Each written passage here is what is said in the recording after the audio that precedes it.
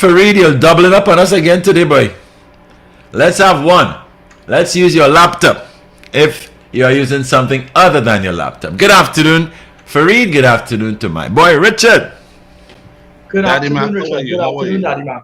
Yes. Fareed. Is my volume okay with you? It's okay, but I'm seeing you twice. Let me get off one device. Yes, please do. We don't want any Chris. How's that? How's the volume, Richard? All is well there? Yeah, we hear you clear. Yeah. Okay, great. I was, I had some technical difficulties on my end in the last couple of weeks. So I didn't want to log on to one device, have a problem, and then have to log off and log back on. I'll be losing time. So I logged on both and then abandoned the one that one of them at some point. So we're here. Richard, One that you're using now, let's stay with that one, all right? Okay, great. Nice. It's good to see you, Richard. David, it's good to hear your voice. Of course, Good it's to nice see to have you, you back with us, Fareed. Fareed.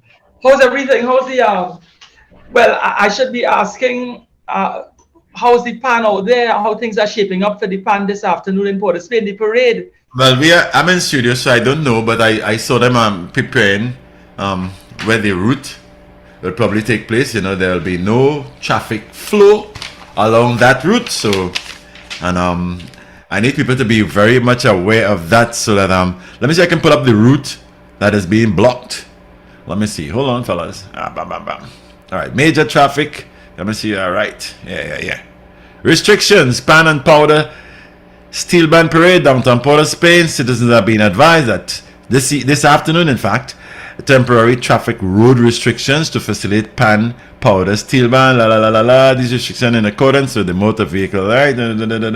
Motorists and other road users are advised that traffic will be restricted in the following areas: Knox Street between Pembroke Street and Frederick Street from noon to 8 p.m. From 6 p.m. to 11 p.m. The following streets restricted: Pembroke Street from Knox Street to Keith Street, Keith Street from Pembroke Street to Frederick northwards from Keith Street to the Queen's Park, Savannah. So those are the restricted areas. So it's mostly around Pembroke Street, Knox Street, and Keith Street, and Upper Frederick Street. So people, use alternative routes this afternoon to allow pan, powder parade. That's my kind of thing. I know Fareed know that, or Richard knows that very well. I live for we music and we culture. And that Jamaican should have having 10 thumbs down. I find it becoming a habit. I had some friends who contacted me. I told them that I'm unavailable until after 6. Oh, okay. So, go listen to some it's sweet okay. pan now, man. Go listen to Rados and them, man. Real nice pan. Well, I'm an All-Stars fan, I wouldn't hesitate to say so. Well, that's good. That's good. I put myself in the air conditioning category when it comes to this fan talk. I'm bigger than a fan. I'm it. I'm TNT's culture. But gentlemen, let me do interrupt you. Where your loyalties right in terms of if it is we have to narrow down to a Port of Spain ban. Rados by 12 times. You can't put any mouth, Daddy Mac. Huh? You're putting words in Richard's mouth. Let me hear it from him now, man. Where does this go? Richard, yeah. No. I have become a Desperados. I don't know if I'm a fan, but a full supporter because of my mom. I'll put you in the air conditioning class.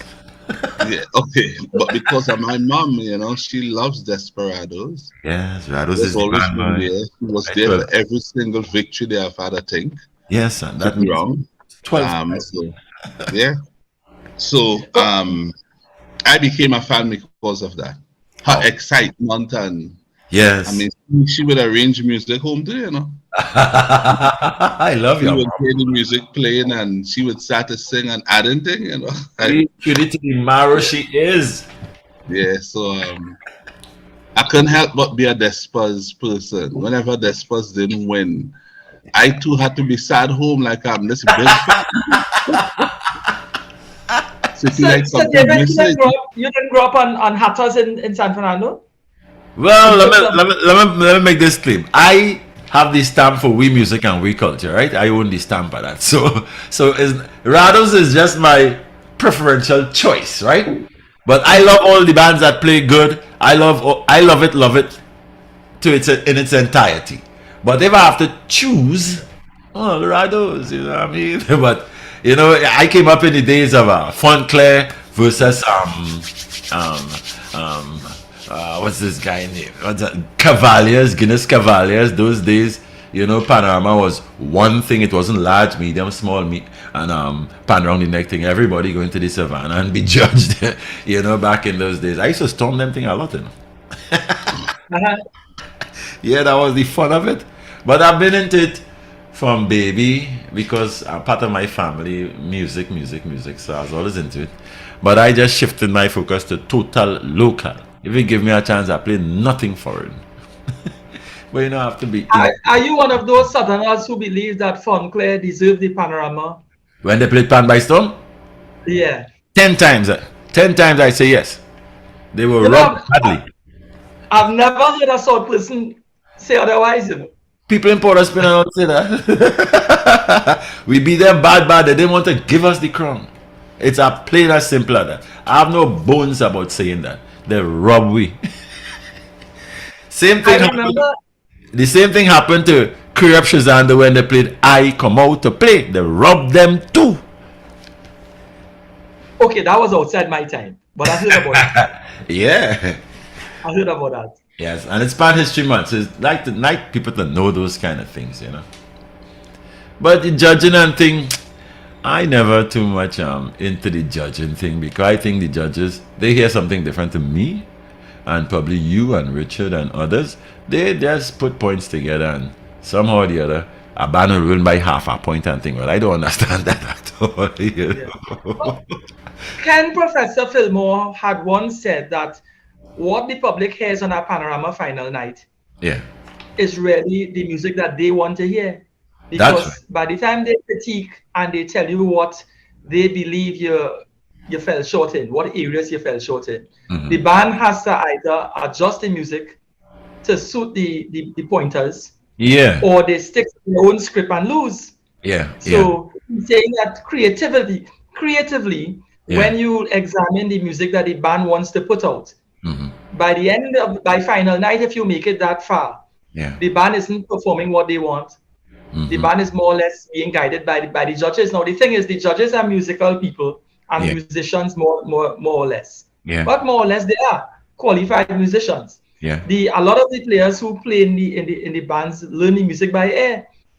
Now it's becoming a little more different because we have the players coming out of secondary school, and the secondary schools, they're learning music. Yeah, they can So- read it.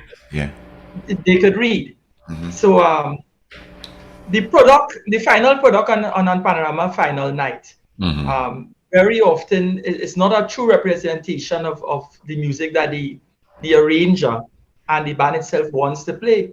Well, But if they have to compete, it's a competition. So Yes. that's why it is sometimes you for the bum tune on Juve morning. yeah.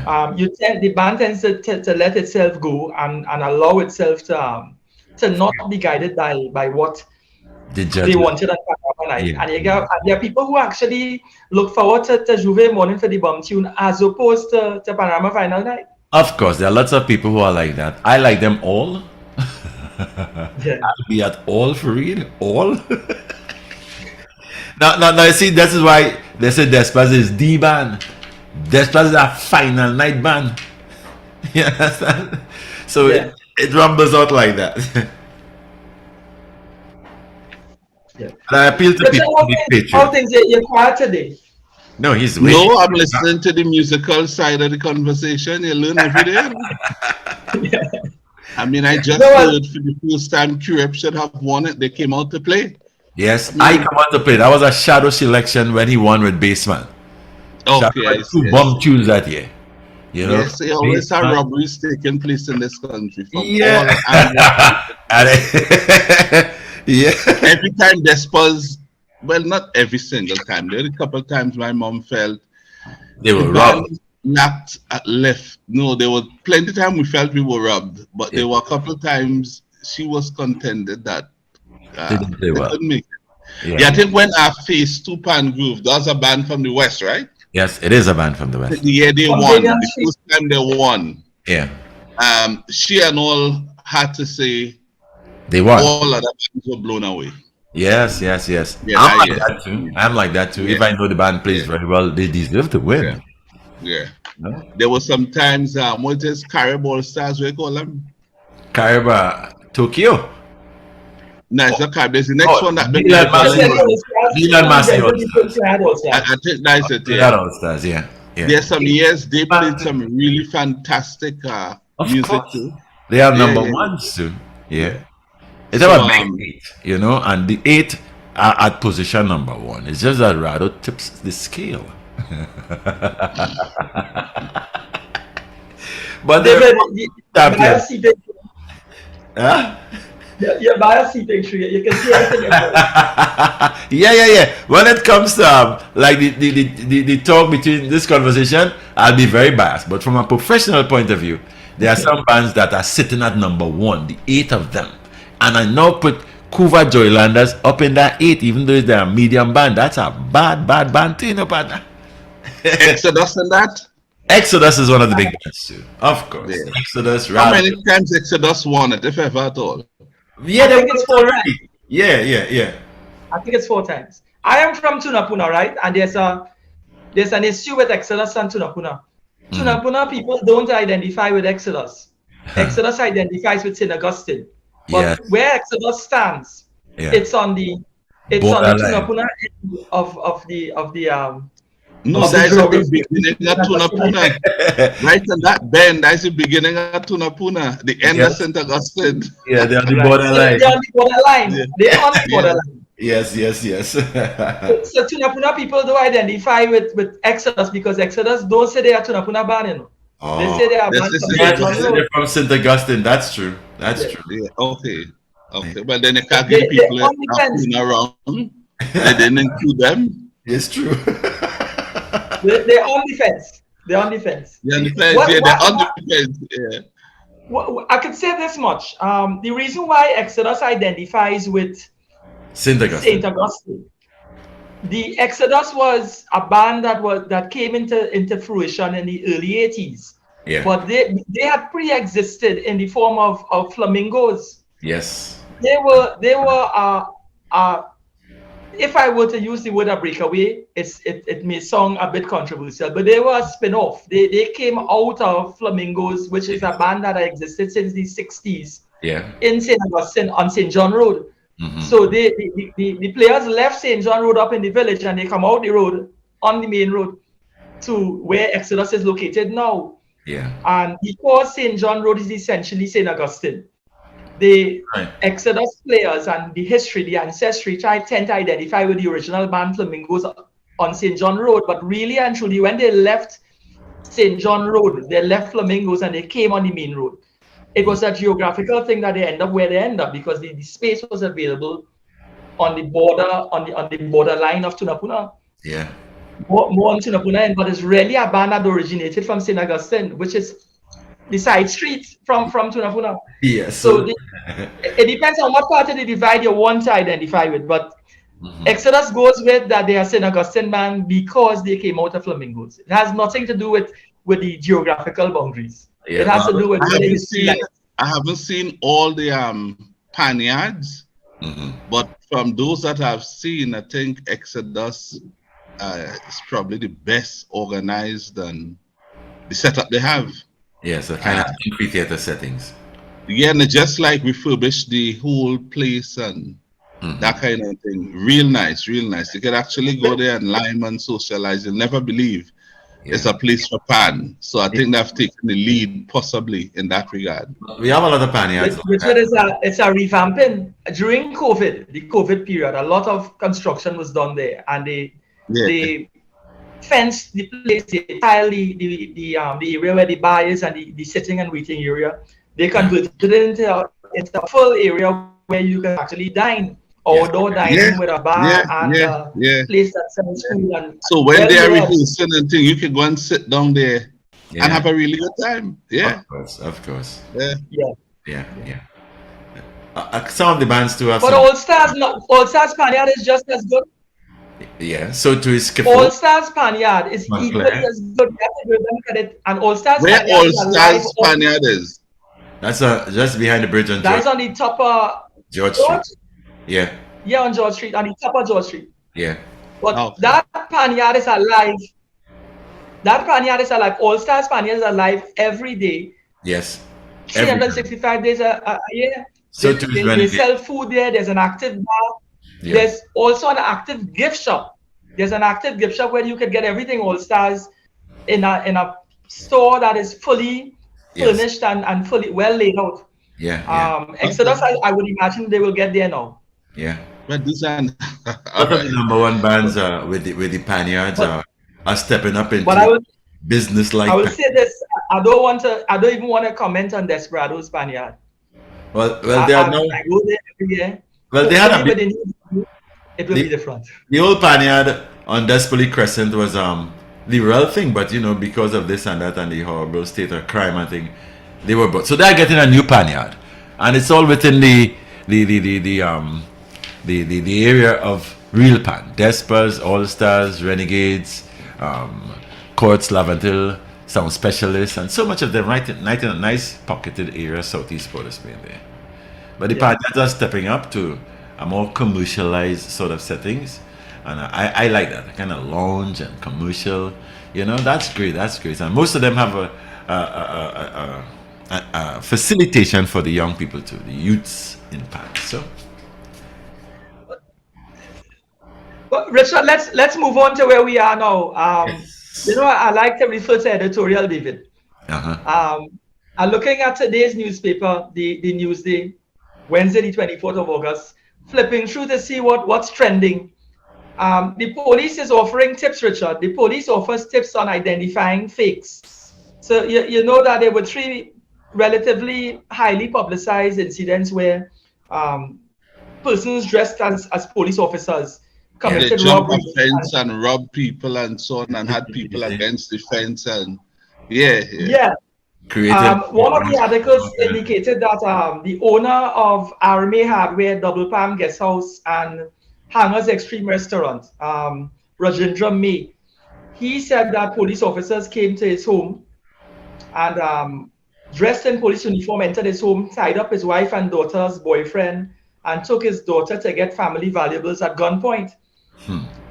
Naturally, we're saying police officers because they were dressed as police officers. They weren't, clearly. Then there was another incident where it was circulating on social media showing men dressed in police uniform driving to a house in Cascade and asking the owner to let them in. I think the owners in Cascade were a little wiser. They didn't let them in, and the police officers in inverted commas left. Then there was another one where police officers on August 10th, which wasn't far from now, a few weeks ago, they allegedly dressed in police uniform robbed 2 truck drivers in Mova of hundreds of cases of alcoholic beverages. So the commissioner and let me not say the commissioner, the commissioner's office, which is bigger than the commissioner. The commissioner's office gave some tips. Perhaps the public should be aware of what these tips are.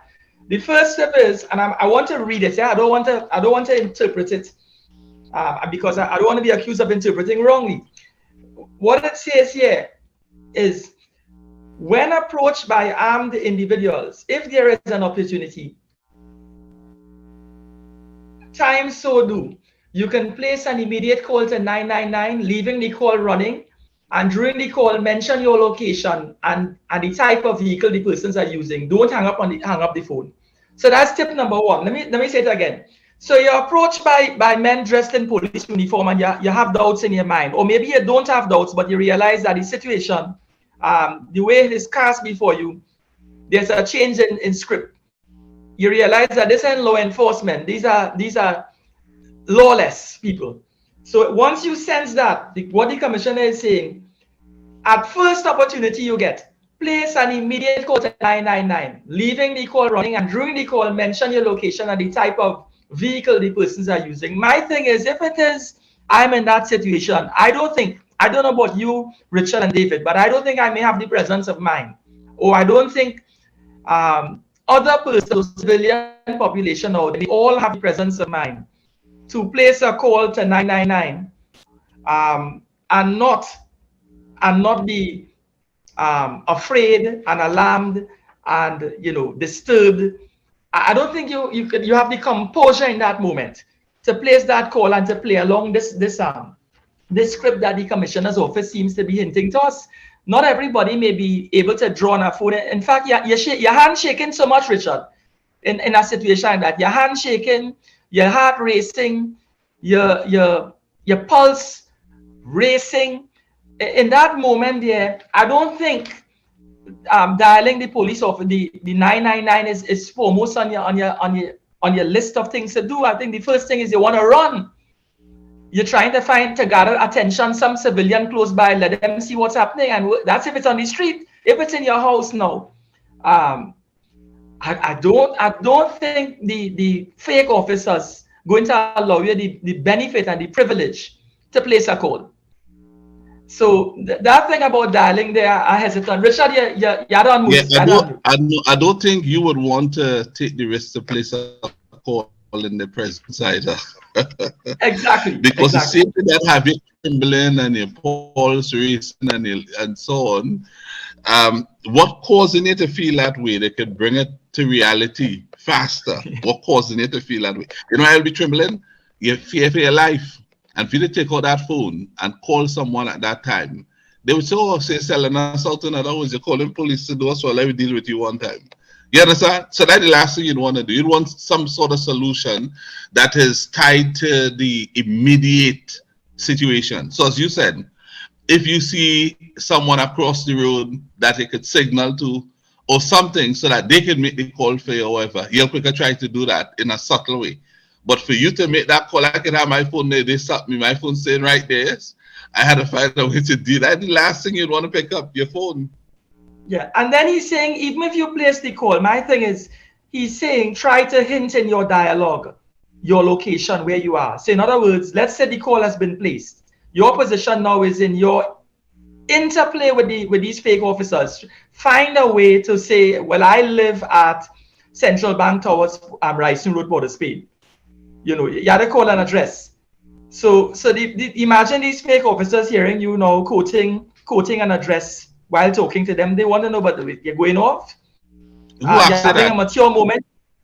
Well, there is some form of how should I say, material that would land on your head because they would figure out what you're doing. Listen, the punishment will begin right there.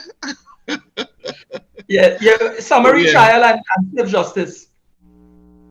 So that advice could get us in some trouble. That suggestion of dialing 999. I think it's not the best quality advice, but it's the type of advice you could accept in a particular context.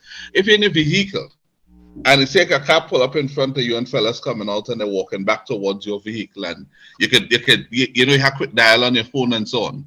You could probably hit that one time and start to talk before they get to you. And if when they come in, turn on your glass, whoever you call would know what is going on. They could hear at least some part of the conversation before they take your phone, so that they could trace where your phone was, your location, and probably try to pick you up thereafter. You know? Mm-hmm. But right away, you can call someone and tell them where you are, and it looks as though you're going to be robbed or assaulted or whatever, but some strange people come in the direction and you can't move. You understand? You rattle that off quickly. Yeah. The second tip is very closely aligned to the first tip. The second tip that the commissioner's office gave is to call the nearest police station. So dial 999, which is the hotline. If you can't call 999 or for whatever reason, the digits 999 not coming to mind, then call the police station. As if it is one. I don't even know what's the number for the police station in Tunapuna, where I'm from. And I'm living here my whole life. I still have to go to, I still have to type in Tunapuna police station, Google it and get the number. So I don't think in that panicking moment, one would remember, let us say, 662-4310. They don't have a general number for like rapid response? Well, rapid response is 999. But he's saying, if you can't call 999, police station? No, well, if you can't call 999, you can't call any. Come on.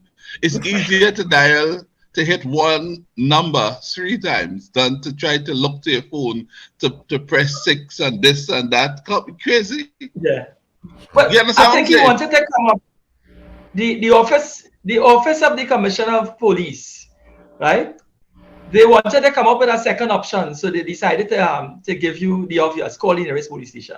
They want to say it's only one option: call 999 and try to find a way to hint. I think to you're speak right. the address. I think you're right. Yeah, but those are not well thought out solutions. You know. Right. Go on. He's also saying that when it is police officers come to execute a warrant at your home, that there would be plainclothes officers, but there will also be a team of officers, and the team of officers, you will find officers dressed in gray and blue. And also he's saying in the officers executing the warrant tend to be accompanied by officers from the police station in your district. So you ought to know at least the police officers in your district. But I find it's very presumptuous, because I don't know the police officers in my district. Yeah, let me back up just a little. If he's talking in the context of you look outside your house and you see people looking like fake police, or you're unsure, then you can call 999 or the police station in the area. That makes sense. So you can even do that before you answer the people who calling you outside. And in fact, delay your response if they're calling you to get the police you talk to some more time to come. So by the time you answer those fellas outside, you should be counting down. Real police should come here in about 3 minutes time. You understand what I'm saying? Right? Yeah. So if it's home, but if the settings is one where you're in a vehicle and you see people coming to your car, or they block you, they cut you off, or you're coming in your garage, you're still in your car, it's going to be hard to call anybody. Right. But I'm also saying that he's being presumptuous enough to say, when he says that you may very well recognize some of the police officers in the team, because they tend to come from the station in the district. I don't think that he's taking for granted that the police and the police station in the district have an open line of communication with the community. Growing up, we would know, when I was a child growing up, I remember we would know who the police are in the community stations. In fact, as children, we would want I wouldn't want to use the word impersonate, but you give yourself a police name when you're on the road with your friends as a child, and you're calling the name of officers, from the community, because that was the relationship they had with the community. Back then. But when you have a situation when police officers in this modern policing era being transferred in or out of districts, we don't even know when an officer is transferred and stationed elsewhere. So growing up, you would know there was one called Sealy in Tunapuna. Sealy was stationed in Tunapuna for donkey years. He would come to watch football matches in the community and so on. Whilst on duty, I guess that was his way of showing himself and letting people know that he's part of them and part of the community and things that are happening there. But we don't see that happening anymore. So the odds that you will recognize as part of the team community police or police from the district station, that slims in our current editorial of where we are. I don't think that I really like this commissioner. I think he's calmer, and he tends to give an academic answer for everything. He tends to be practical, but when some of the answers he's giving is textbook answers. But at least does it help he should give some thought to some of these things. But does that help in the fight against crime? Well, at this stage, we're in desperate times, Dave. So, in terms of helping, we have to look at it. We have to look at it in retrospect, 10 years down the road. We have to analyze this thing, not moving forward, and we have to analyze it looking back. In the fight against crime, he's saying that there's a three-tiered approach. The long-term approach is to help train your children in a proper way, but the short-term approach is to stay close to your children now and try to guide their every movement. He's giving a lot of obvious and academic answers. I'm not minimizing the advice he's giving. I think it's valuable. But in this fight against crime, I think from a governmental point of view, it's a multi-ministerial approach, which we still have to define. And from a societal point of view, it starts in the home with parenting, and it spills over into how we correlate with each other.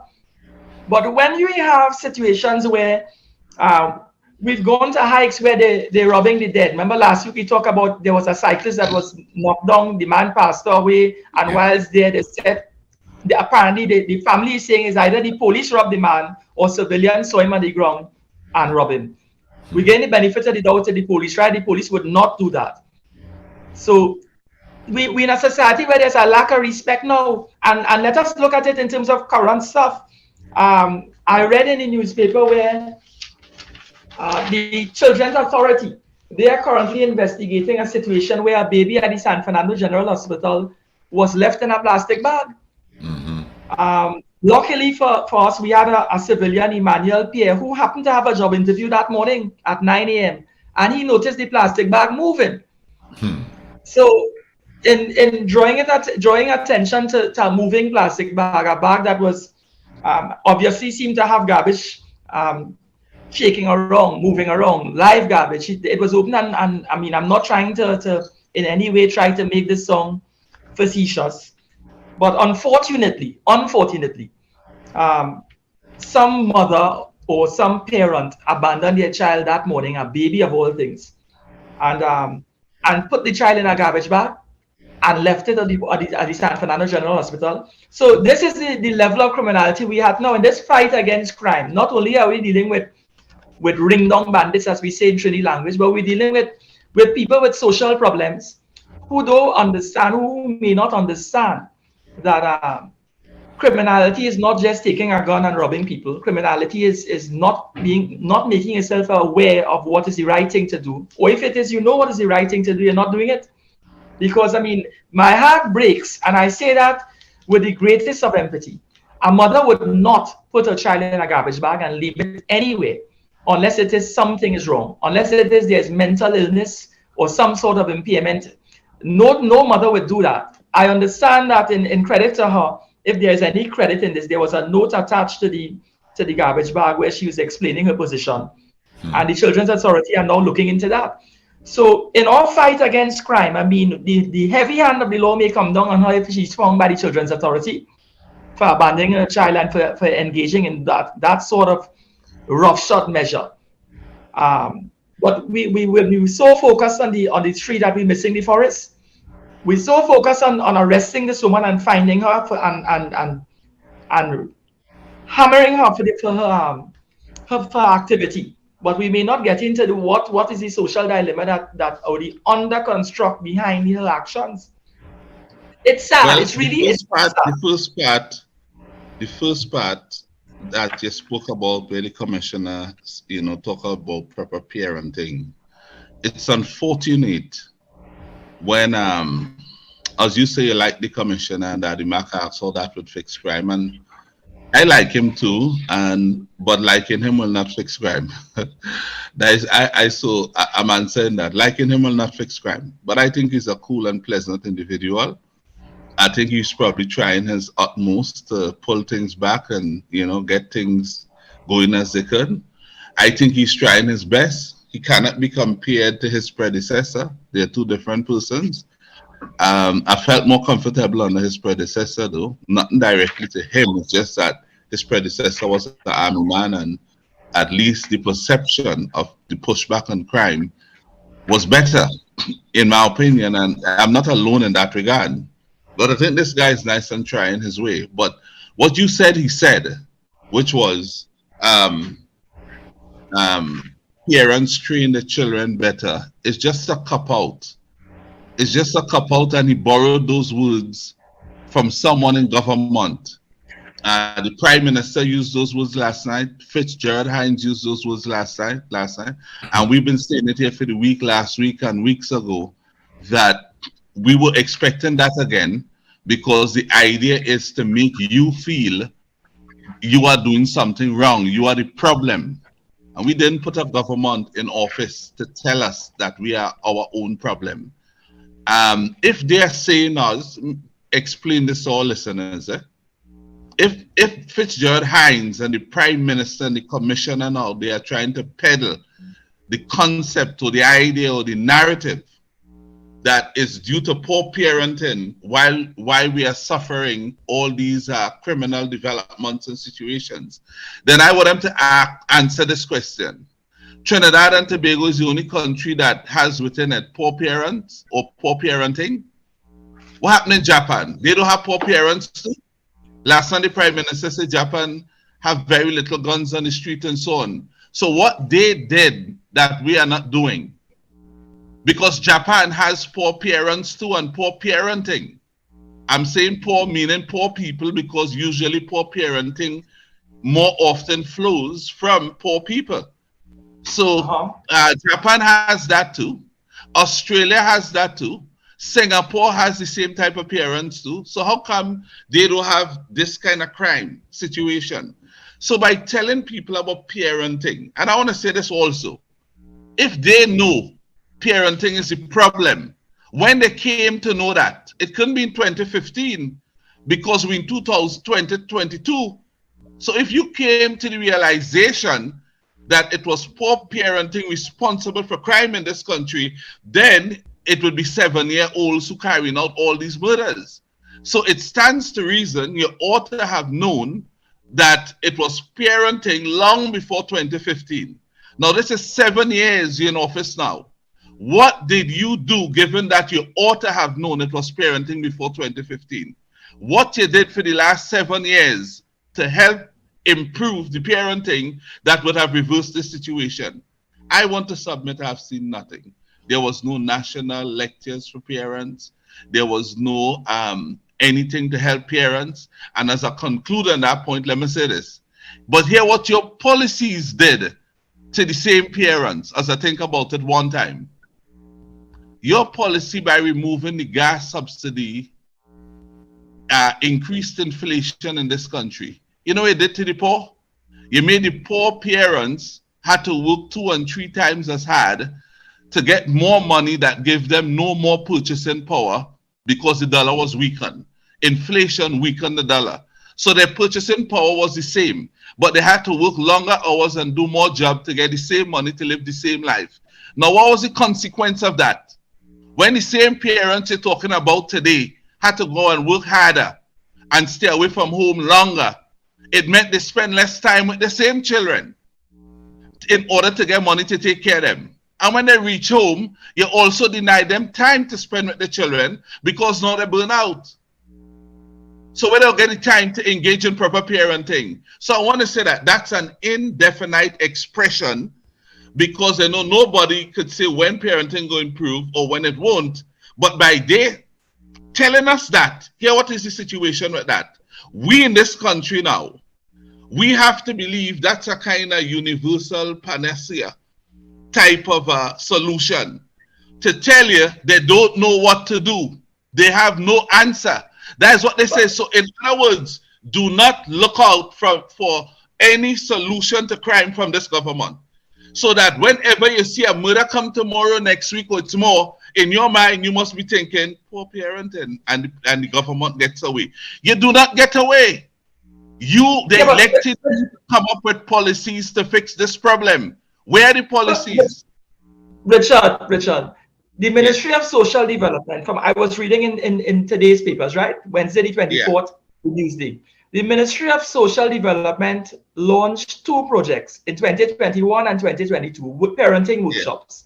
And they were saying that in 2021, the parenting program run by the National Family Services Division, worked with families who were in need, worked with families who were having issues.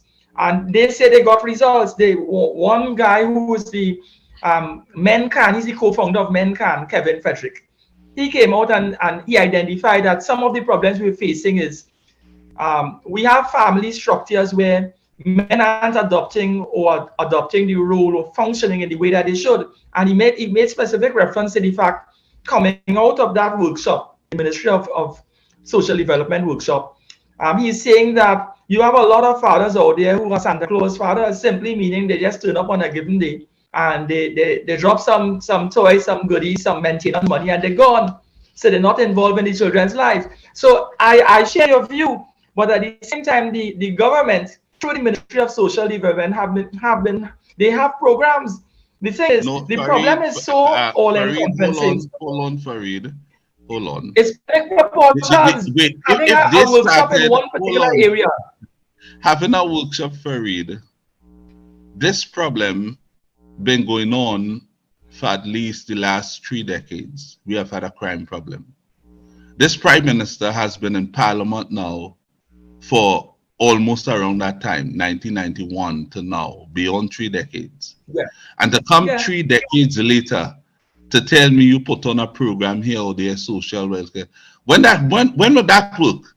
The parents that you're trying to train now, if you're doing a few on the social, is only the parents who need social welfare, their children alone committed murders. So to begin with, it's poor. I want to go as far as to say it is absolutely nonsensical. And to add to that, we did not elect a government to tell the people of this country about their parenting style. That was not an issue in the election. What was an issue in the election was crime. And what you were supposed to do is use the Parliament, use the platform of the Prime Minister as a tool, go to Parliament and get buy-in. That's what you do. Because the opposition would want something. We had to be professionals. Find out what the opposition wants. Barack Obama, as a black president, had to try to negotiate with the Republicans who didn't like him at all, as you will know. But there were some things he won. How come he got them to vote in support of what they call it Obamacare? How we got it? And when you look at the documentary, you saw the amount of work they did behind the scenes just to get the Republicans to come on board. Enough of them. Where is the work that the Prime Minister is doing to get buy-in in Parliament from the opposition on matters and lead this country as he has been elected to do? Where has he done that? It's safe to say that there's not a good reciprocity, a good relationship, a good bridge between the opposition and the government in this country. Agreed.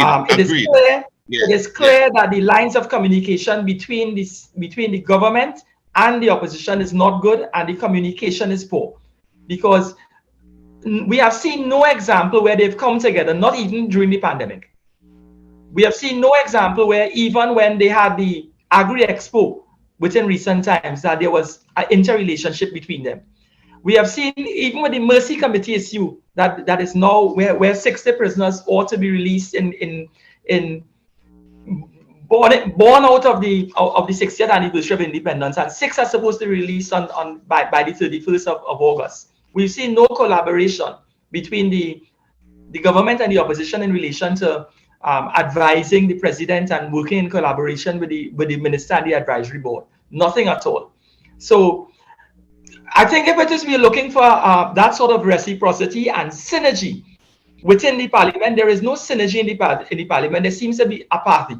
It seems to be that they don't have a common goal, and whose fault it is, that is something they have to resolve there. They're being paid good money, and they have a responsibility to their constituents and their constituency, and they ought to be held accountable.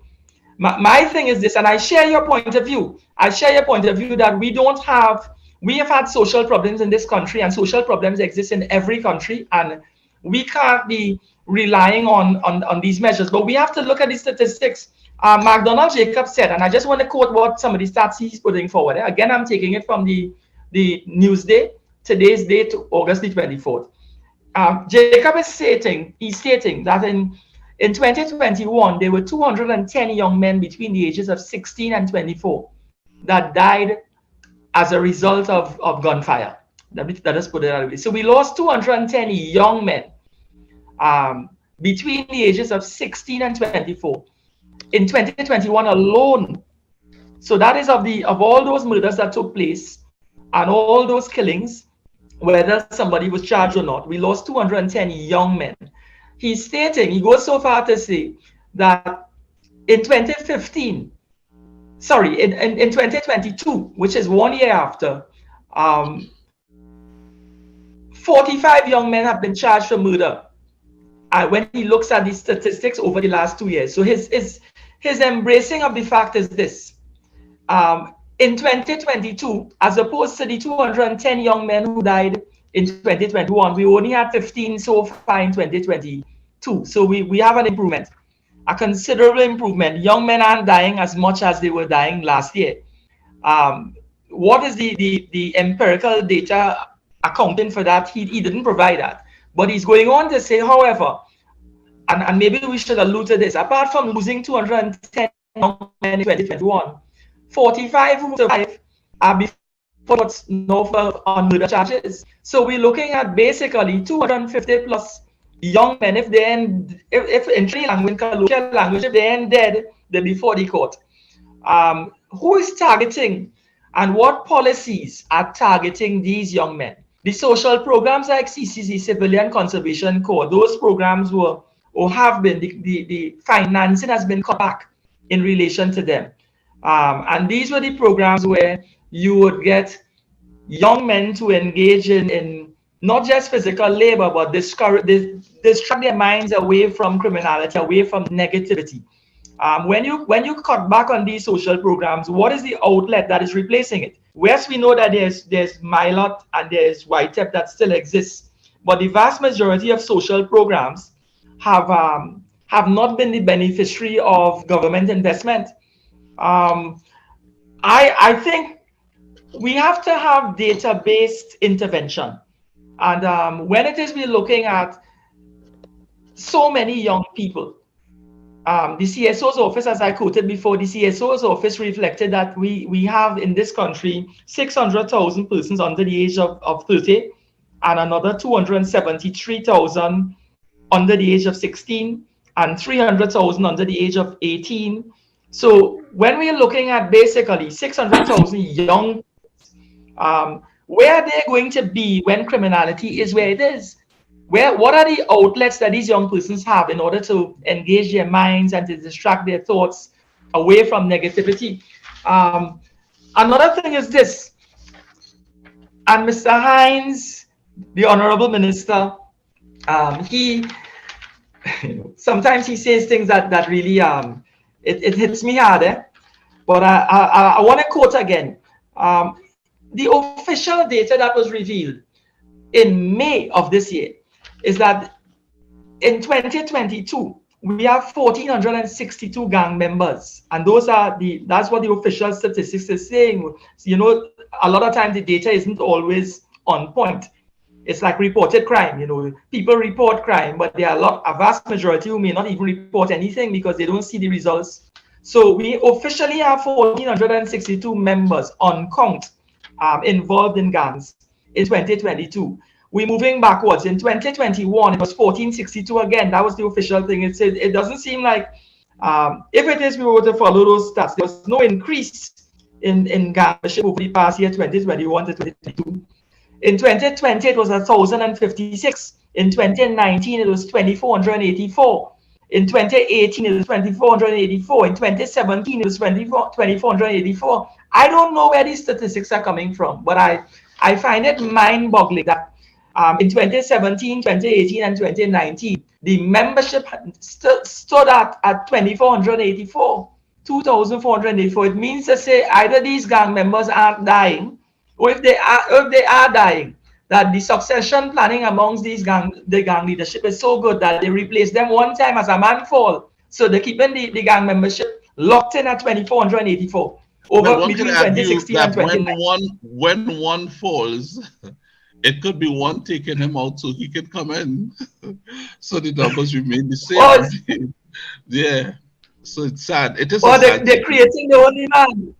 Yeah, it's sad, and but the bottom line again, Farid, even with all this data, right? In the face of all this data, if the best the government could tell us about this is that they know it's poor parenting, then it means that they also know that they are telling us they have no idea about how to solve the problem as it relates to crime. They have told us that by telling us that it's poor parenting. Every time they tell us that, they are saying we don't know what to do. we don't know. We have no potential solution either. So not only that, we don't know what to do now. We don't even have a potential solution to tell you in 3 months or 9 months or in a year from now, crime going to be this way or that way. We putting these measures in place to reduce it. They don't know. And I believe the people of this country, my focus is to help them to understand that and to dismiss firmly that how I should say, that narrative they want to peddle by blaming you and the government playing victim, that it's you who have this thing as it is. It ain't you. Even if you contribute, and we know that it had to be citizens doing it, either in its entirety or substantially in partnership with others who are not citizens. But the government role is not to go cap in hand begging people to enhance their parenting skill so that the newborn baby would be guided differently. So 20 years from now, we'll have a different situation. The government role, the Prime Minister of Japan had no guns on the street. They have very little guns. What are you doing to remove the guns? What are you doing? That's your job, not to tell us about parenting. What was the field that you'll go to, Lakeside College? Who will teach people about proper parenting? That's not his job. Look, Fareed and all as an attorney doesn't know whose job it is to teach somebody about parenting. So why you are up there trying to play that you're the national parent? You're not my parent. And you can't tell me nothing about parenting, and I refuse to accept it from you. And I'm taking it to mean you are also not attempting to tell me how I should do parenting. But you just standing up there and saying poor parenting, then tell the citizens what is good parenting. You're saying it poor, so then what is good? You ain't even making that point. All you know it ain't good in comparison to what? His thing about poor parenting is you have to be involved in your children's lives, and he's targeting those Santa Claus parents. He's targeting those mothers who are not turning to the social programs to get assistance when it is they can't afford to feed their children, rather than take money from the gang leaders who are happy to substitute for the father who is not fulfilling his responsibility, so he could use their child as a tool and an instrument of the gang on the street. So his thing is, if the Ministry of Social Development has funding available for parents who are in need, then access the funding and turn a blind eye or walk away from the gang leader who's waiting in the wings to provide money and assistance in exchange for membership. Fareed, he's talking too late. I'll tell you why. Because if a parent child is at the age of a gang leader or some gang member trying to invite him into the gang, it means that child is of the age and size to be a gang member. You understand what I'm saying? Yeah. So therefore, he's talking too late, because it would mean that child could be between 10 and 40 years of age. They don't want to hear anything from the parent now. You may argue, well, a 10-year-old, but if you didn't do the groundwork you should have done in the first 10 years of the child, you think you could just come now and change a 10-year-old child's mindset to go in the way you want it, if that is the time you want to make intervention? The child has already formed a conscious focus in a particular way how the child will go about his or her life. And they have already described your intervention into their lives as a parent, whether it was good, bad, or somewhere in between there. The child will have already measured you. So for you to suddenly come as a parent to talk to a 10-year-old child and ask for forgiveness for not doing what you should have done 10 years ago, that child hardly listen to you. They listen to you and they say, okay, mommy, okay, daddy, I understand. And as soon as you go to sleep, they crawl through the window and they go about their business. They continue to do what they're doing all the time, which is what asking them to please stop doing. It's too late. It's like you're cooking a pot of food and you throw too much salt in it, or you throw too much pepper in it. What you have to do with that food is either you eat it so, or go and cook over something. So that, in other words, the ingredients the Prime Minister is suggesting that these youngsters need now, which is true proper parenting, the time he's asking for that intervention, it cannot be done in his time as Prime Minister to produce the results you would want. So then why is Prime Minister trying to come up with a solution that none of us can benefit between now and 2025? What we want from you is a solution for today. 5 people died yesterday in 5 hours, you know. You come to tell me about good parenting and or poor parenting. I mean, sir, listen, if that is the best you can do, come back to the platform and tell the country, I really have no answer. And then let the country take a decision and you're done. Because that is as petty and poor and feeble and above and beyond all else as ineffective as it could be. Ferry. Right. Now, when we look at the, I'm with you with that point. If we were to look at today's newspaper, it's also stating that as of right now, if no one died during the course of the day today, the murder toll for the year is 380. So as of the 24th of August, we have 380 people dead, murdered in this country. In looking at the statistics, the data, there was another editorial, and the projection that is being made is that at this rate, we easily, all things remaining constant, we're easily looking at least another 200 people dying in the next 5.5 months of the year. I believe it's going to be more. I mean, based on this data, I'm just quoting what is here. One editorial carried where it's saying that our situation is, the projection is, we're looking at 780 murders for this year if it is we continue on this trend. That's one criminologist. He's saying that. The irony is, the McDonald Jacob is agreeing. He's saying that the situation is that out of control. He hasn't discounted the fact that we're going to have 780 murders this year. He hasn't said that, you know, the TTBS is going to put measures in place in order to avoid even that projection becoming a reality. So he seems to be not agreeing that, you know, that is right. I'm not saying that in any way he's condoning and accepting of the fact that it's going to happen, but he's saying the data is pointing in that direction.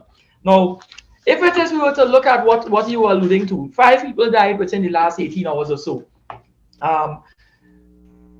There was a murder where an individual died opposite, just around Harp Place in Port of Spain. And I'm quoting here, residents of Harp Place who were looking on as police processed the murder scene of the murder of Port of Spain City Corporation driver Delano Pierre was silenced on Tuesday afternoon when his daughter came out and began screaming out for him.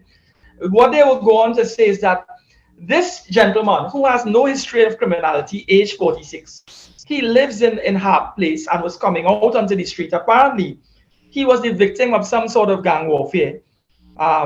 They were saying that he was shot in his vehicle. The forensic people, the police and so on, had to come and extract him out of that vehicle in the full presence of the community. And the police, they came out and they provided a statement. They said that police said both Harp Place and Gonzales are mainly the Rasta City gang territory. There are pockets of Gonzales that are controlled by 6 gangs. Those 2 gangs are at war. So it seems that this gentleman, Mr. Pierre, Delano Pierre, whilst exiting, had nothing to do with any gang element, no relationship whatsoever, not on any side of the divide. A 46-year-old man, gainfully employed, working at the Port of Spain City Corporation as a driver.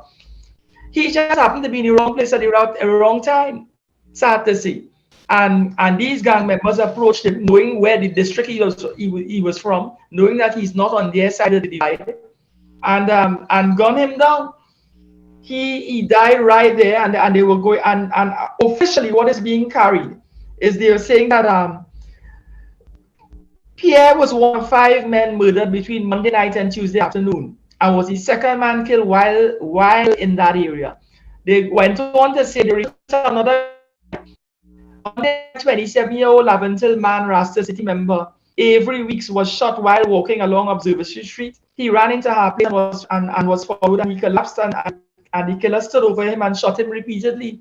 So the gang warfare and the gang violence is of such where if I was supposed to attend any independence parade, I'm not in any way discouraging the listeners out there, but if this is what is happening in the capital city, in Port of Spain, I would be very hesitant to be in public spaces and public places where gang members are shooting a man whilst he's exiting his home in broad daylight. This happened at 2 p.m., you know. This is not 2 o'clock in the morning, Richard and David. This is 2 p.m. in a fully populated area in upscale Port of Spain. Regardless of whether it's Henry Street or George Street, it's still her place is right within the circle of the city center. And shoot a man. So when it is you and I in public spaces now, the confidence that we may have in the law enforcement to protect us, and I'm not pinning this on law enforcement because it's only so much law enforcement can do. When you have this many gang members, when you have statistics that are spreading that we have 1,462 gang members out there, and they are all on an agenda. They're on an agenda, and the stats are that there are 134 plus gangs in Trinidad and Tobago, spreading over that sort of membership of 1,462. Then who are we? Who are we to have any confidence that we wouldn't be a victim, an innocent bystander, just like Mr. Delano Pierre, at any given moment? I'm sitting here telling myself I'm heading into Port of Spain after just to be part of what is happening in Port of Spain with regard to the steel ban. But there's a little voice in the back of my head saying, you know, anything could happen. And are we to, the citizenry out there, they have to be constantly reassessing their own personal security in the context of national security. And I don't think when you do that assessment, that balance, that confidence is there. When the Prime Minister talks about improper parenting, I want to be fair to him. I think he simply means he's reinforcing that is the long-term measure. He's thinking down the road. I think, and he openly said that. When it is they talk about the social programs, they're talking about dealing with the immediate in terms of, but he's also saying that you have to constantly remind your children on a day-to-day basis how to conduct themselves on the road. My thing is there are parents out there who have no control over their children, you know. If the gang membership and the gang leadership is controlling the streets, you could reinforce in them how much you want to reinforce. When they hit those streets, they have to survive. And when they have to survive, mommy and daddy not there. Farid, and you develop what we call street sense. When the Prime Minister speaks, it's like a judge who expresses obiter dictum. We know that means something said by the way. It's not part of the ratio decidendi, as they would say in law.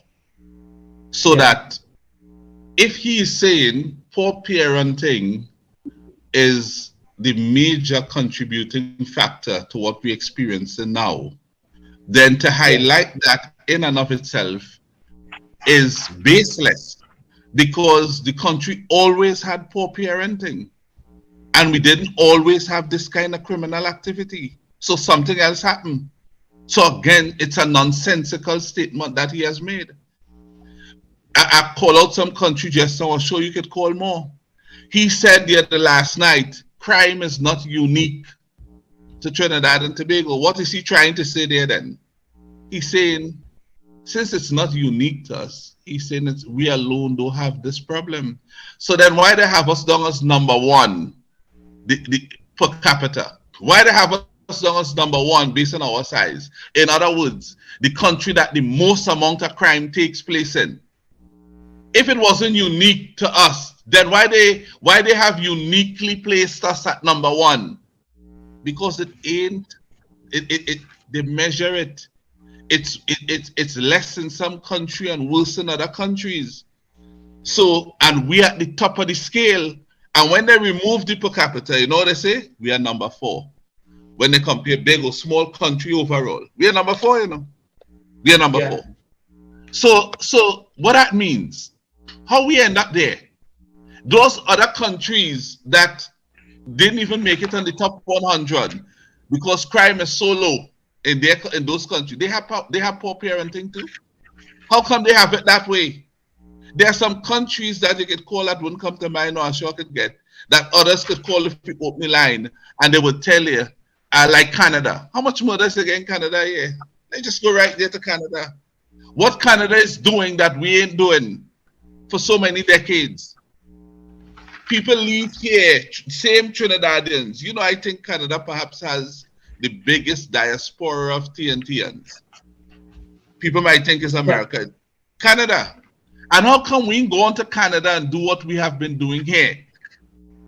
Well, I'll tell you, because although the crime is low in Canada, Canada has a legal system, a real legal system. And you would be brought to justice. If you just slap your wife, if they hear you shouting at your children, the police would be at your apartment, your house, because a neighbor would call, right? The police will come. Down here, people will call the police. They would tell a man beating his wife in the head with a piece of iron, and the police wouldn't even show up. You know what I say? They'll show up when the job done. So what are you doing as when he does settle? What are you doing in Parliament to fix that? What are you doing to fix that? What consequences that would be applied to the police officers for not responding on time? So you have an office with resources to fix those things. Nonsensical expressions will not do the job. Sorry for it. Social Development and Family Services Minister Donna Cox, she had much to say. I'm not trying to contradict you. I'm agreeing with what you're saying, but I'm saying that the editorial taken as to what the government is doing is different from what you and I seem to be carrying here. Donna Cox and her ministry, they're identifying that boys are recruited by gang leaders who give them food and media, other basic needs. They are then mandated to commit crimes as a form of repayment. She's going on to say that the children of today and the children of yesterday, she's saying that children face challenges many adults could not dream of, including online predators, cyberbullying, conflict in the family, and societal pressure. So this cyberbullying, online predators, and so on, this sort of thing, this is what parents must combat in their homes. The police can't be there when your son on the computer, when he's being cyberbullied. The police aren't there in your home when you have online predators trying to lure young women out of their homes. When it is we look at some of the statistics, some of the data, I'm looking at an article written by, again, take note of the news date, today's date, 24th of August, written by Dr. Gabrielle Hussein. She's stating that on August 4th, there was a Newsday report written by one Sean Douglas, and it carried that there were 154 minors who went missing in the first half of this year. So imagine in the first 6 months of this year, January to, let's say, end of June, 1st of July, we had 154 minors who went missing. Of that 154, 121 were girls and 33 were boys. Of that statistic, we had basically what she's identifying is that 15 girls returned. So of the 121 girls that went missing, 115 returned home. I would like to know where the other 6 went. And then of the boys, she's saying where that the other 106 went. And of the boys, of the 33 that went missing, 27 returned. So where the other 6 boys went? She's saying that the police have a 92% detection rate when it comes to missing persons, and in this context, given the data that we have here. But she's going on to say that there is a problem. There's a problem in the home. There's a problem in the society. We live in a highly toxic society, and the issues, we are so focused. The doctor is saying here that we are so focused on punitive measures and looking at what the population, what the government is doing to deal with certain things in terms of Procrustean and roughshod methods, that we're not looking at the social issues, the underlying social issues. She is stating that of those 154 minors that go missing, those 121 girls that run away, why did they run away? The doctor is stating that they run away because in the home, there are things of high risk they are at high risk for depression, attempted suicide, rape, STDs, adolescent pregnancies, prostitution. These are the issues that arise out of girls that run away from home. These are the social issues that confound their life. And until the state looks at these issues, look at the issues of just what I said here, dealing with depression, dealing with the attempted suicide amongst them, dealing with rape, STDs, dealing with adolescent pregnancies, until measures are put in place to deal with all these social areas, then we are not addressing why people run away from home. We're just looking at the raw statistics. She's going on to say, and this is a telling point, that there's hypocrisy in the approach to dealing with criminality and to dealing with the social issues that confound us. I want to quote her because I don't like to interpret anything I may be misread in terms of what I say. She's going on to identify, and we're looking at it from in terms of her position. She's saying, she goes on to identify, she's saying that it deliberately forecloses sufficient discussion, meaning when it's saying it is referring to the education system in this country, it deliberately forecloses sufficient discussion about sex, contraception, transactional sex, as realities that adolescents are negotiating. To put it in Trini language, there is not enough discussion in the school, and it's not addressed in the school curriculum, dealing with sexuality between adolescents and dealing with one's own sexuality, and not only amongst the young girls but the young men. She's going on to say that contraception should be taught. I'm not saying in the schools, but she's saying contraception and the benefits of it should be information out there available to young people. She's even identifying that what we don't understand, or we are failing to pay attention to, that there's transactional sex out there. And what is transactional sex? According to her, sex in exchange for food, a phone top up at school, these sort of things, these things are happening. These are the realities that young people are facing. So when we talk about what measures the state is putting in place, we have a more deep-lying, underlying, under-rooted problem where we living in denial. We're in a society where even the school curriculum is not even properly addressing our young people to deal with things that really matter, which is the trauma they face at home, which is the marginalization they face at home, which is the depression that they deal with on a day-to-day basis. If you and I here as adults, full-grown adults who have had a lifetime of experience to draw upon when it is we have issues that we deal with in our own personal life, these young people don't have any that sort of armory in their arsenal. They don't have life experience to know that things change. Give yourself time, pace yourself, set small goals, achieve little things, stay in school, work problems out, talk to your friends, talk to your family. A young person is a confused individual. So when it is we're not instilling in them the benefits of sex education, the benefits of peer pressure, or the benefits of coping with peer pressure, or how to cope with peer pressure, how to deal with cyberbullying. When parents are not involved, everything is now online. But the police can't be home in your house. The police can't be there when it is you're going to dial in and go on the internet, when you're going to be distracted as a young person. So I share with you what you're saying. And on another note, Richard and David, Richard is stating that he was fully supportive of the previous commissioner in as much as he likes Mr. Jacob. Mm-hmm. I am looking at an article here. I'm not distracting from the point, but I'm just slipping it in now. Our Prime Minister, in today's Newsday, he indicated that appointing Gary as Commissioner of Police was the biggest mistake in my life. He said that on the public forum earlier this week. Imagine that. In 40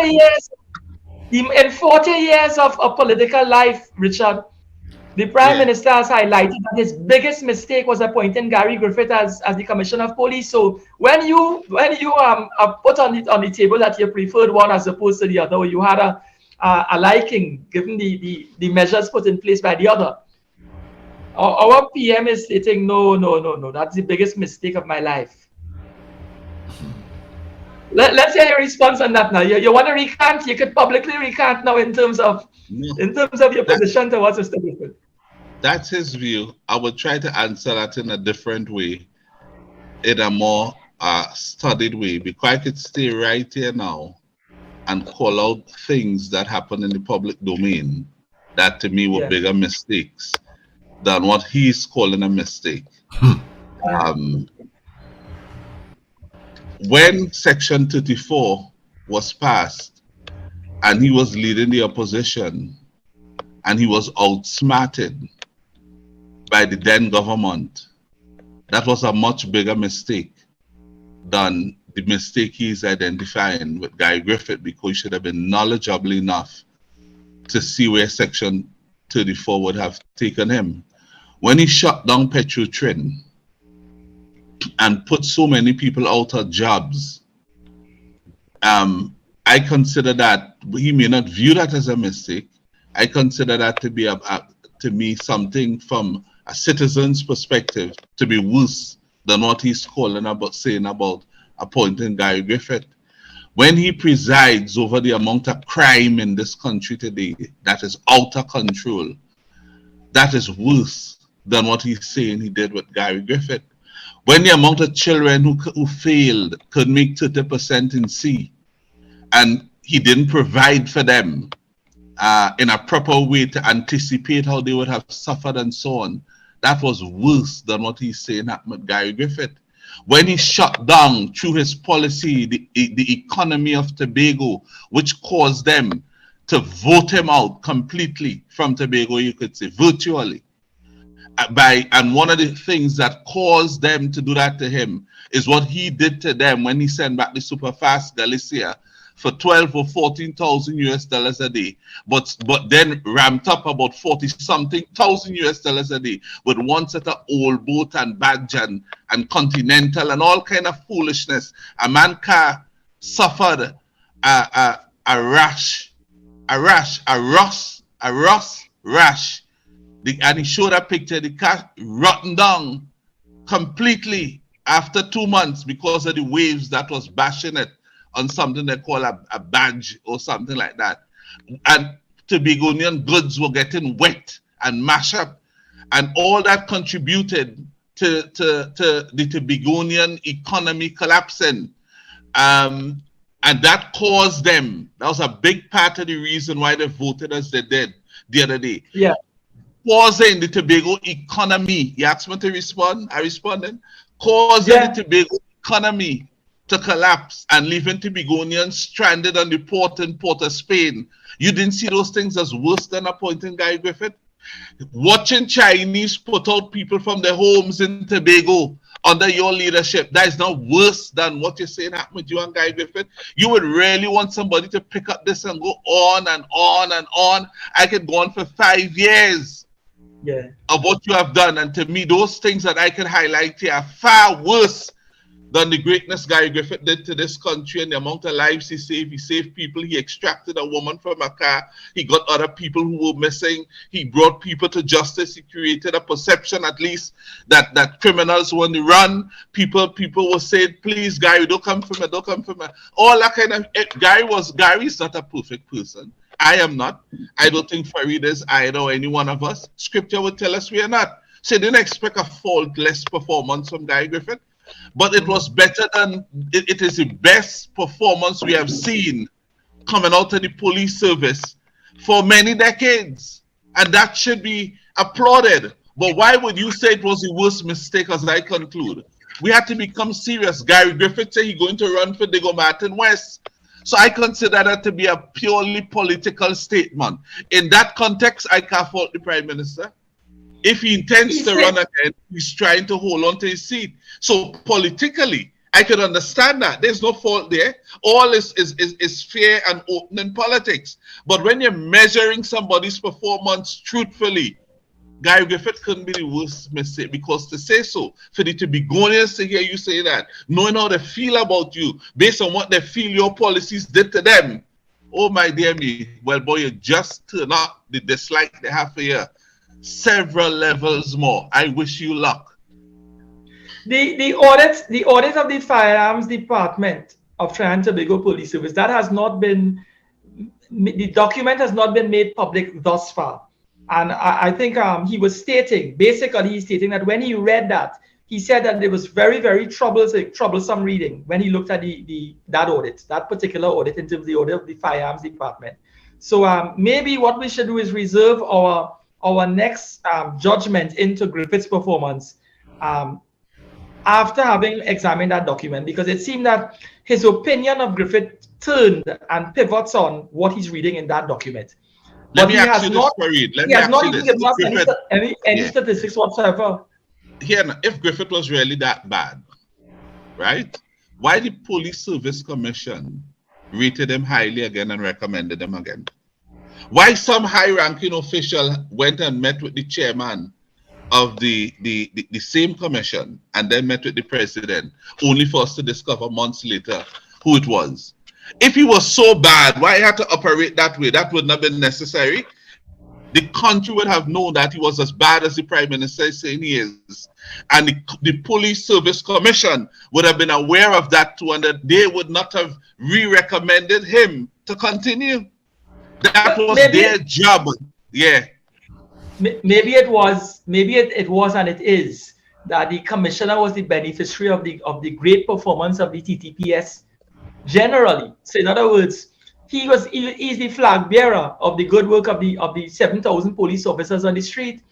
So Griffith looked good in terms of the data and in terms of the statistics, and he's a database man. Our previous commissioner could code data to back anything up. No, So, but again, Fareed, that's fair, because then you'd have to call that, you'd have to bring that down to leadership. If under you, the police performing good, even if you didn't do much, you had to bring it down to your leadership. What if they just liked you and they were motivated by you and they wanted to work for you? Then it's you. That's why you have somebody at the top. You can't fault a man for that. You can't. Well, let's see where it goes. Now, my thing is this: when we look at the information and the data out there, the data is all doom and gloom. It's not looking right. The Children's Authority recently got involved in another situation, and David, you could bear me out on this. Mm-hmm. This young baby, Mackenzie Hope, she met her untimely demise, and yet again in 2022, not for the first time in 2022, we have another young life being snuffed out.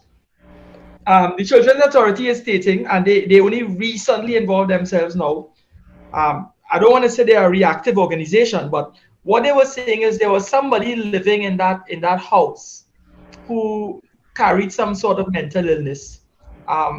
There's also problems that would have arisen within the household that the newsprint seems to be carrying, and that situation there seemed to have been avoidable had it been handled and treated differently. We may not be looking at another young life being lost. So they're going so far to say that the Children's Authority, one has to question their functionality and whether they more of a reactive body or reactive organization as opposed to proactive. Where was in examining the situation in terms of where that young child, Mackenzie Hope, lived, one has to determine whether the Children's Authority ought to have gotten involved very early, given the social circumstances within the household. Now, I don't want to speak too much into it because I'm sure there's a huge police investigation going to be going to pivot on the dynamics of what was going on there. But Mr. Hines also revealed that we have over 2,500 cases involving children that are yet to be fully ventilated by the authority, meaning that there are so many young persons out there, young children, who the Children's Authority are examining the circumstances in which they live, examining the social construct. They have reports on problems, and they're investigating where is the authority and the Child Protection Unit getting the resources, or how are the existing resources being utilized in order to deal with that 2,500 outstanding issues. Where are they going to get the time and the wherewithal and the energy and the resources to deal with the backlog? And we have problems being manifesting itself as we speak. So when we're talking about crime and we're talking about all the social issues, yes, the Prime Minister has his own view. Some of the things he's saying might sound so well, I don't want to say facetious, but it may sound so academic. We have so many problems here that I don't think that we have, based on, I'm saying meaning that my personal view, based on the data being provided, that there is any hope that we could actually address the core issues and look towards the future with any sort of promise. When I look at young people, 154 went missing in 2022 in the first 6 months of the year. We are yet to account for 12. So many have returned and 12 haven't. No data is out there as to where the 12 are. My next thing is, when we look at this young child, Mackenzie Hope, her life has been snuffed out. That situation, it seems, could have been avoided based on the prima facie data, based on the preliminary information that is within the public space. There were problems in the home. Mr. Hines is saying that there are 2,571 outstanding issues as it relates investigations relating to children currently on the table with regard to child protection and the Children's Authority. So when we look at the adoption laws, and I'm saying this from a legal point of view, Richard, when we look at the adoption laws, they're saying that when it is you have a child in difficulty, the first step is to take the child out of the home, place the child with another relative. But you're transporting a problem, you're transposing a problem from one relative to another. Even if it is you're not getting, you're in a position where foster care has to get involved in terms of taking a child. You're putting a child now, what is the criteria? They haven't been very clear. If you're going to take a child who is coming from a problem home and placing that child in foster care, what is the criteria to be a foster parent? What is the policy mechanism in place in order to adopt a child in this country? These things, they put a lot of information out there and tell you what the law is. But in terms of the practice and the procedure and the protocol, and how you're going to activate that law and operationalize that law, they're making it sound like foster care and adoption. It's a simple process. And if it is, we have parents and people out there in these financial hard times. Are there people out there willing to adopt, let us say, of the 2,500 cases that are being investigated now, let us say half of that, those children are required to be extracted from the homes. Where are we going to, what is the criteria for analyzing and for determining where is the best place for them? The children's residences that we had problems with so heavily articulated in the national newsprint in the first 3 months of this year. Those residences are replete with problems. You can imagine sending a child to residences now. Who has the confidence to put a child in a residence? It seems like if you weigh up the problems together, residences as opposed to the homes that they're coming out of, the home seems to be a lesser problem. And in the case of Mackenzie Hope, unfortunately for her, the home turned to be the place of her demise. So we're in a catch-22 position right now. We're in a position where we're between a rock and a hard place. We can't trust the state based on the data. We have to put faith in the institutions, the NGOs that are underfinanced. We can't put trust and confidence in the social programs, which is MyLot and YTEP. The other social programs are being undernourished, underfed, undersupported, underfinanced. We have doctors like Gabriel Hussein providing data and stating that our problem is holistic. The education system needs to be readdressed as it relates to children. It needs to be reassessed, reorganized, revamped. We need to bring sex education on board. One other point that I was hesitating to bring, but I'm not abandoning putting it in the space. She was going so far to say in TNT, women cannot access safe and legal abortions in some circumstances. So I'm not saying, the doctor seems to be promoting that as it relates to abortions in this country.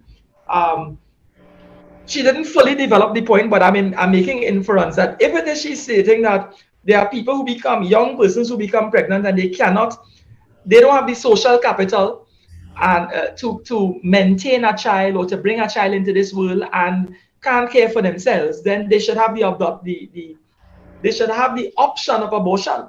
I am not in any way trying to promote abortion here. I'm just simply putting the data out there based on what the editorial is. So people like Gabriel Hussein, the good doctor is promoting that we need a social policy change, an education policy change, and a refocusing as to how we deal with things. Because the 2,571 children whose matters are being investigated as we speak, bear in mind that in 5 years' time, that number is going to flourish in a different direction, meaning there will be new cases. So if we're looking at policy 20 years and 30 years down the road, then legislation and social policy needs to be adjusted now. We need to recast our thinking and recast our model and our paradigm to deal with the problems that we have here. And Dr. Hussain is saying that in the context of sexual abuse and adolescent pregnancy and children running away and children going missing, we need to understand what is the substrata that is fueling that sort of behavior. And if it means to say that we need to introduce sex education and introduce education along the lines of managing these young people, it may involve government intervention in terms of addressing the curriculum and addressing how we treat with and how we deal with these young minds. It's no longer the big stick policy where you know your parent is there and going to shout at you and shout you into compliance. You have to reach them where they are. And as a society, we have to be real with ourselves. So in as much as we may not want to accept that introducing sex education and contraception and introducing concepts that will enlighten young people to the point where they can recognize the cost factors involved in certain courses of action, what we're going to be having is more trouble down the road. Richard, are you of the view that there is hope? No, there's always hope. Once you believe in your God, in my case, Jesus Christ, other people may have different names or gods as they would do it, that's their right. In my case, Jesus Christ. And once you have that spiritual grounding and belief in your Creator, you would always have hope. As how could you have such a leader, the Creator of the universe, the Most High God, and then don't have hope? Then why hold on to Him? So once you are subscribing to Jesus Christ as your God, then you must have hope, and I do. And when you look at the Bible and the gospel, that it is, the content is all about, how could you read that and your takeaway is to be without hope? So I do have hope, and I would hope that what is in some of the Bible will reach the minds and hearts of some of those who are leading the country now, so that they could distribute the wealth in the country more evenly, so that less people would find different ways, such as some of the ways that given us so many problems now, that they could find other ways to generate revenue. At the end of the day, it's the almighty dollar, not parenting. It's the almighty dollar that is causing the problem out there. And because of what appears to be a shortage of it for some people, not that the country have a shortage of dollars, but that the dollars are not flowing into certain communities, the people who make up those communities have to find what they may consider to be innovative and creative ways to get a dollar. And it might come at the expense of law-abiding citizens. And that is sad. Again, the government has a responsibility and a duty of care to such communities to make sure that they are part of the economic activity of the country, so that they too could do things in their community. They could create a way of life to take care of their families, to generate revenue and take care of their families in that type of way, so that they could become meaningfully employed even in their own community as they go forward until they can do better. But to just say it had no resources, but they have money there. Richard Quest told us we have money for those who didn't want to believe us, who were saying that all the time. Gentlemen, can I make a contribution, especially where this is concerned? Now, you see the young people, I think from primary school, we should change the curriculum or amend the curriculum that will give children options. This country and the people who run this country have a way of thinking that academia is it. I have no problem with who is good at academia. What I think should be introduced from as early as standard 1 in primary schools is vocational education. I think if you get the youths involved, I mean, look at how much thing this government closed down. They have killed UTT. They closed down most of NESC.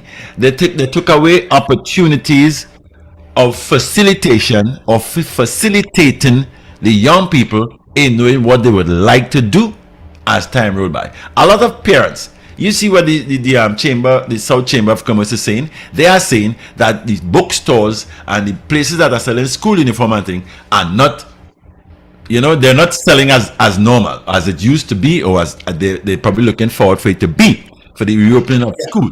Now, they're trying to push down the throat of much people. Now, there are people who can afford it. They have the children doing academia, and probably in the afternoon or on weekends, they do something vocational.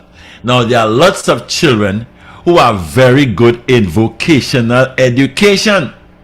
So why leave that out of the picture and expect everybody to come out with 5 and 6 passes, O's or A's or whatever, and then there's no jobs for them? When you look on the other developmental side of the country on a whole, it's a lot of tradesmen we are lacking of. A lot of the youths, they have masonry, they have a lot of different spheres of vocation that they can pump into the children so that they too know, well, if I pass my subject, I'm very good at math, welding, welders, carpenters. All these people have an ability in academia that people don't see. Because if you are to build a fancy upstairs, Richard, you need a mason. He mightn't be academic, but he can read plan, he can put figures together, he can do his measurement and all of that better than you who went UWI and had degrees and things. We're not arguing that. That is factual. So what I'm saying, vocation should be part of the curriculum from as early as standard 1 in secondaries, in primary schools, and that might create a different balance on the children who are leaving school without an academia or some kind of 5-6 subjects to the name and all kind of thing. So anytime we're not going that way, trust me, we'll have a lot of youths out there who have nothing to do and will always end up with these kind of situations where gangs taking over and that kind of trip it up.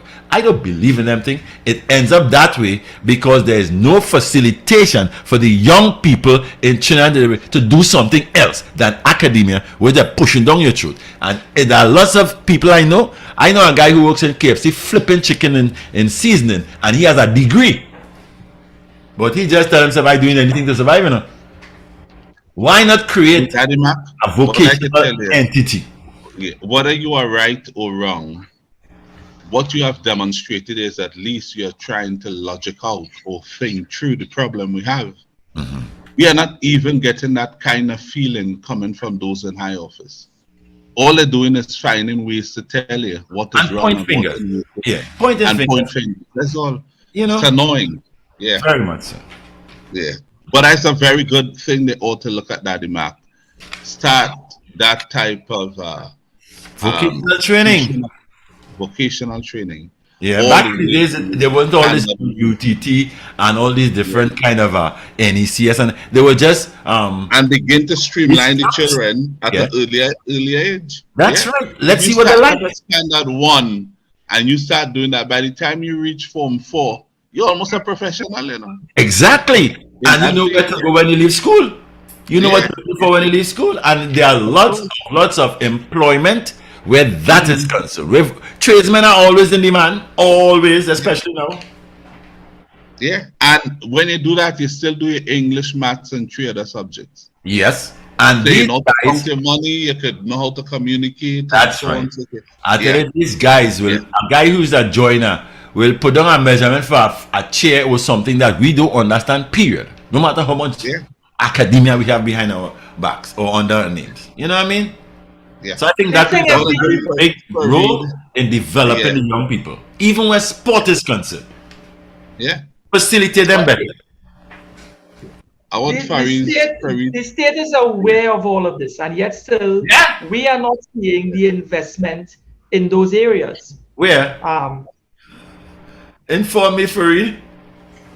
No, I'm saying that we're not seeing the investment in those areas that are Oh, we're not Yes, good. Oh, good. Yeah. I thought you said we That are. we developing the young persons outside of the academic sphere. In Yeah. fact, when you come back on the social programs, right, the social programs that are there to capture the imagination of restless youth with high energy levels, and to also in capturing them, direct them into let us say vocational work or trade, or not just that, but get them involved, maybe make them better public, you make them a good follow ground or fallow ground for public service.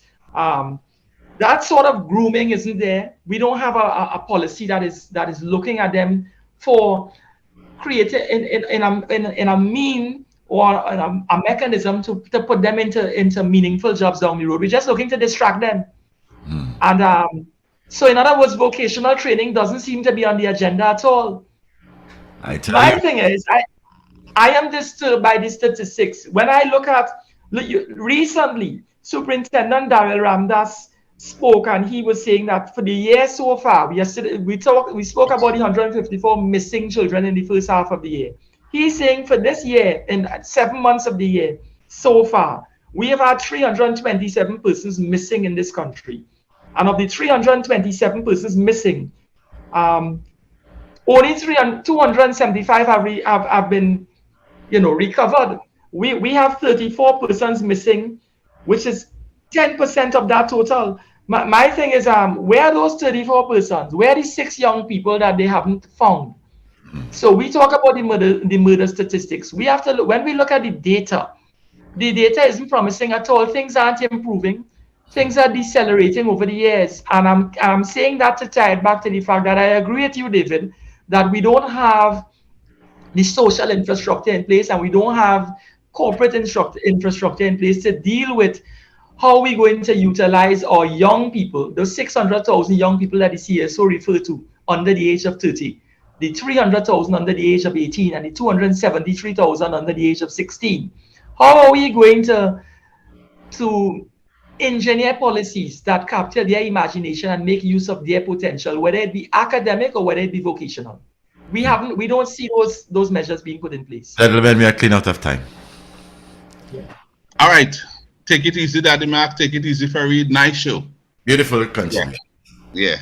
And enjoy the rest of the evening, and safe journey, David, on your way back home. Blessings again. Go and enjoy some pan for it. Go and enjoy some pan. I would. Go and look at the young people play pan. See you next week, Farid. Bye. Take care. Cool. Richard, until tomorrow. Okay, I've listened. Power 102 Digital. Yeah. We sound like home. Power 102 Digital. Streaming 24/7 on power102fm.com and on the Power 102 Digital app. Power 102 Digital. This is your new